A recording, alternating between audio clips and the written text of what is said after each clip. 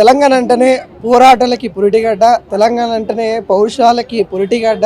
అలాంటి పురిటిగడ్డ ఇక్కడ million March జరిగి దాదాపుగా 15 సంవత్సరాలు అవుతా ఉన్న నేపథ్యంలో అమరవీరులకి అనేక మంది కూడా నివాళులర్పించడానికి ఉద్యమకారులు అయితే వచ్చారు. మనతో POW సంధ్యక్క కూడా ఉంది, మాట్లాడించే ప్రయత్నం చేద్దాం. అక్క నమస్తే అక్క. అక్క, తెలంగాణ అంటేనే మనకి అనేక ఉద్యమాలకి అనేక అంశాలపైన మనం స్పందించి అనేక పోరాటాలు చేసిన గడ్డ. ఎందుకు ఇప్పుడు తెలంగాణలో ఇంకా కూడా అవే పోరాటాలు కొనసాగుతూ ఉన్నాయి, ఇంకా కూడా అవే నినాదాలు వస్తూ ఉన్నాయి, ఇంకా కూడా పోరాటాలు ఆగట్లేదు అంటే ఏం చెప్తారు? దానికి ప్రధాన కారణం తెలంగాణ పౌరుషాలని, తెలంగాణ ఆత్మగౌరవాలని, తెలంగాణ తెగించిన పోరాటాలని, బిడ్డల త్యాగాలని, తల్లుల గర్భశోకాలని అన్నీ కొల్లగొట్టే ముఖ్యమంత్రి ఈ రాష్ట్రాన్ని పరిపాలిస్తున్నాడు. అవన్నిటినీ కొల్లగొట్టి యూటర్నులు ఇచ్చి ప్రజలకు మోసం చేసి కుట్రలు చేసి సరే ప్రజా ఒత్తిడితో, తెలంగాణ ఉద్యమ ఒత్తిడితో, సకల జనుల సమ్మె కావచ్చు, సహాయ నిరాకరణ కావచ్చు, మిలియన్ మార్చ్ కావచ్చు, ఇటువంటి చారిత్రాత్మక పోరాటాల ఒత్తిడితో కనీసం సోనియమ్మకి నిజాయితీ ఉంది. ఆ సోనియమ్మకున్న నిజాయితీ, ఆమెకు కమిట్మెంట్ ఉంది, కన్విక్షన్ ఉంది. ఆ కన్విక్షన్తో నేను ఇచ్చి తీర్థాన్ని ఇచ్చింది. ఆమె మినహా ఆ కాంగ్రెస్ పార్టీలో అంతా బడాబాబులకి భజన చేసేటోళ్లే, అందరూ కూడా కార్పొరేట్ల కోసం పాలన చేసేటోళ్లే. కాబట్టి కాంగ్రెస్ అధిష్టానం కూడా ఆలోచించాలా. మీరిచ్చిన తెలంగాణ భ్రష్టు పట్టిపోతుంది. ఇవాళ 5 లక్షల కోట్ల బడ్జెట్తో గ్లోబల్ సమ్మిట్ అని కేవలం ఇన్ఫ్రాస్ట్రక్చర్ కార్పొరేట్ల కోసం 5 లక్షల కోట్లు గ్లోబల్ సమ్మిట్ అని చెప్పారు. ఇవాళ 1.5 కోట్లతోటి Musi river front project development అంటున్నారు. ఏషియా డెవలప్మెంట్ బ్యాంకు నుంచి అప్పు తెచ్చారు. అంటే ఇవన్నీ కూడా ఎవరి కోసం చేస్తున్నారు? మూసీ అంటే ఈ పాలకులు, వీళ్ళ అజ్ఞానులు మూసీ అంటే మురికి నీళ్ళు అనుకుంటున్నారు. మూసీ పక్కన ప్రజలు కూడా ఉన్నారు. మూసీ అంటే ప్రజలు ఉన్నారు అని కూడా సోయి స్పృహ లేని పాలకులు ప్రజల గురించి ఏం ఆలోచిస్తారు? తెలంగాణ అంటే తెలంగాణలో ప్రజలు ఉన్నారు, వాళ్ళు కేంద్రంగా జరగాలి. నీళ్లు నిధులు నియామకాల కోసం ఉద్యమం సాగింది. మరి ఆ రోజు సమైక్యాంధ్ర నినాదంతో ఉన్న ముఖ్యమంత్రి, ఉద్యమంలో ఏ త్యాగము చేయని ముఖ్యమంత్రి, ఉద్యమంలో భాగస్వామ్యం లేని ముఖ్యమంత్రి, తెలంగాణ వచ్చినాక కూడా సీమాంధ్ర పార్టీలకి నాయకత్వం వహించాడు 3 ఏళ్ల పాటు. దానికి రాష్ట్ర అధ్యక్షుడిగా ఉన్నాడు. తెలంగాణలో గ్రామ స్థాయిలో, మండల స్థాయిలో రాజీనామాలు చేశారు ఎంతోమంది. తెలుగుదేశం వాళ్ళు కావచ్చు, కాంగ్రెస్ వాళ్ళు కావచ్చు, మేము ఉన్నాం. మేము అనేక చోట్ల మేము మీటింగులు పెట్టడానికి వెళ్తే మా చేతికే ఇచ్చారు కాంగ్రెస్ తెలుగుదేశం ప్రజాప్రతినిధులు, ఎంపీటీసీలు, జెడ్పీటీసీలు, సర్పంచులు. కానీ ఈయన తన పదవికి కూడా రాజీనామా చేయలేదు.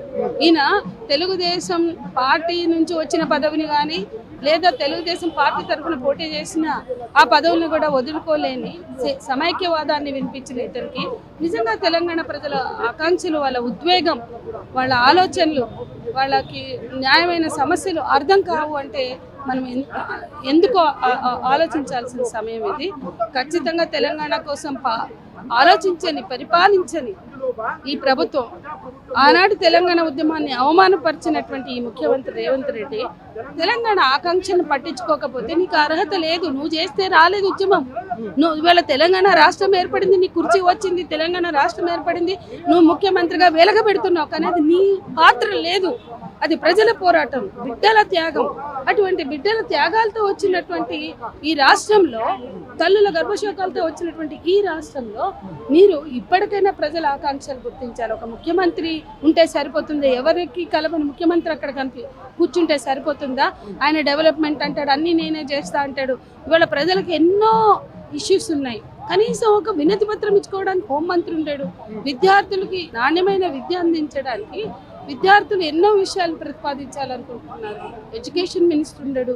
ఇల్లు కూలగొడుతున్నారు, కాలనీలు కూలగొడుతున్నారు. కనీసం మున్సిపల్ మంత్రి ఉండడు. అన్ని మంత్రులు ఆయన కింద పెట్టుకుని ఆయన కలవకుండా ఆయన ఏం పరిపాలన చేస్తాడు, ఎవరి కోసం చేస్తాడు? ఈ విషయాన్ని మనం ఆలోచించాలి. అంటే ఇంకొక విషయం కూడా అక్క, మేధావులు ఏం మాట్లాడుతూ ఉన్నారు అంటే మేధావులు ఎటు పోతా ఉన్నారు, మేధావుల వర్గము అసలు కనుమరుగయ్యే పరిస్థితి ఇప్పుడు తెలంగాణలో కనబడతా ఉంది. ఏ సమస్య అయినా కూడా మేధావులు ఎందుకు గలమెత్తలేకపోతా ఉన్నారు? మేధావులు ఇక్కడ కాంగ్రెస్, ఈ కాంగ్రెస్ మద్దతు ఇస్తున్న బీజేపీ వాళ్ళు పెట్టే కేసులకు భయపడి బయటకు రావట్లేదు. కొంతమంది ఏం మాట్లాడినా ఆపరేషన్ కగారు ఆగట్లేదు, ఏం మాట్లాడినా కాల్చివేతలు ఆగట్లేదు, ఏం మాట్లాడినా ఉద్యమ అణచివేతలు ఆగట్లేదు కాబట్టి వాళ్ళు మౌనం వహించి ఉండొచ్చు. కానీ మేధావులు, నిజమైన మేధావులు, నిజంగా ప్రజల గురించి ఆలోచించే వాళ్ళు రాజీ అయితే పడరు. శాశ్వతమైన మౌనంగా నేను భావించట్లేదు. ఖచ్చితంగా ఒక ఉద్యమం వస్తే మళ్ళీ అందరు వస్తారు. తెలంగాణ కోసం వీళ్ళు ఎవరన్నా తెలుగుదేశం ఒక్క రోజున మాట్లాడిందా? మరి వచ్చారుగా, కింద అందరు వచ్చారు. తెలుగుదేశం మంత్రులు అంటే పాత మంత్రులు ఆనాడు మనకి తెలంగాణ ఉద్యమం వచ్చిన కాలంలో తెలుగుదేశం జెడ్పీటీసీలు, ఎంపీటీసీలు, కింది స్థాయిలో అందరూ వచ్చారు. కాబట్టి ప్రజా ఉద్యమం అన్నప్పుడు ఆ వెలుగులో అందరూ భాగస్వాములు అవుతారు. తెలుగుదేశం కూడా ఆ రోజు కింద భాగస్వామి అయింది. అటువంటి ఉద్యమాలని మనం చూసాము. మళ్ళీ తిరిగి అటువంటి ఉద్యమాలు నిర్మించడమే నిజమైన మిలియన్ మార్చ్ స్ఫూర్తి అని నేను భావిస్తున్నాను. ఇంకొక క్వశ్చన్ ఏంటంటే, తెలంగాణ ఉద్యమకారులకి అనేక గ్యారెంటీలు గత ప్రభుత్వం ఇచ్చింది, ఈ ప్రభుత్వం కూడా ఇచ్చింది. వాళ్ళని గుర్తిస్తాము, గుర్తింపు కార్డులు ఇస్తాము, హెల్త్ కార్డులు ఇస్తామని కూడా అనేక విధాలు చెప్పినా కూడా ఈ మాటల వరకే అయితే ఉన్నాయి, కానీ చేతులు ఎందుకు కావట్లేదు అంటారు? అంటే ఒకటి, అంత చిత్తశుద్ధి లేదు. తన వ్యక్తిగత ప్రయోజనాలు, తన వర్గం, తన కుటుంబం, తను ఎవరికైతే కట్టబెట్టాలనుకుంటున్నాడో వాళ్ళకు మాత్రమే ఈరోజు రాష్ట్రానికి సంబంధించిన ప్రయోజనాలు నెరవేరుస్తున్నారు. అయితే అదే సమయంలో తెలంగాణ అంటే అమరవీరులకు భూమి ఒక భాగం, ఉద్యమకారులకి ఆయన ఇస్తానని చెప్పిన 250 గజాల ప్లాట్లు ఒక భాగం. కానీ ఉద్యమం అంటే అదే కాదు. ఇవాళ డిమాండ్ అంటే అదే ఉండకూడదు.